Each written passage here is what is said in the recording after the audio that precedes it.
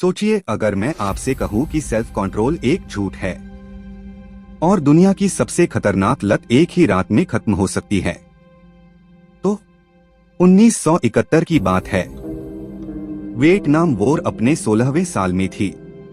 America के दो सांसद रॉबर्ट स्टील और मॉर्गन मर्फी जब सैनिकों से मिलने पहुंचे तो एक शॉकिंग सच सामने आया।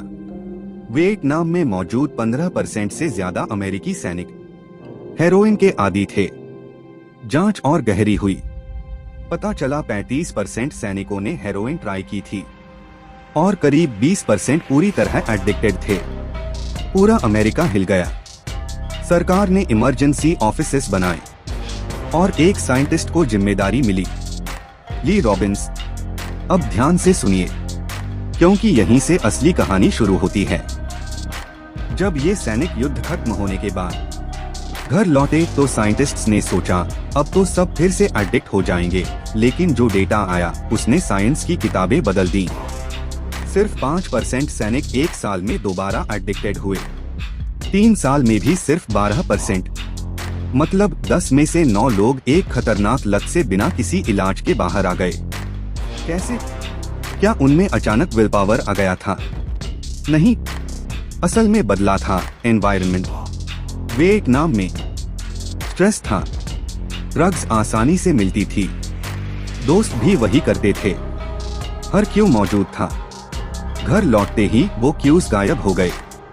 क्यों बदला? हैबिट बदल गई। अब इसे अपने जीवन से जोड़िए। हम क्या करते हैं? एडिक्ट होते हैं घर पर, फिर रिहैब जाते हैं जहां कोई क्यों नहीं होता, और फिर वापस उसी पुराने माहौल में लौट आते हैं। इसलिए रिहैब के बाद 90% लोग फिर फिसल जाते हैं। अब सच सुनिए, अगर आप मोटे हैं, स्मोकर हैं या कोई बुरी आदत है तो आपको पूरी जिंदगी बताया गया तुम्हारे अंदर सेल्फ कंट्रोल नहीं है। लेकिन साइंस कहती है प्रॉब्लम आप नहीं, आपका एनवायरनमेंट है।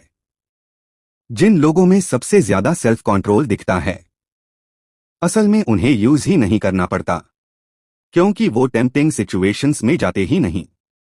और यही है आज का सबसे बड़ा सच, आप हैबिट को तोड़ सकते हैं लेकिन भूल नहीं सकते। इसलिए हर बार टेम्पटेशन से लड़ना एक हारने वाली स्ट्रैटेजी है। जीतने का तरीका सुनिए। फोन से डिस्ट्रैक्ट होते हो, दूसरे कमरे में रख दो। सोशल मीडिया से जेलसी होती है, अनफॉलो कर दो। टीवी ज्यादा देखते हो, बेडरूम से बाहर निकाल दो। गेम्स ज्यादा खेलते हो, प्लग निकाल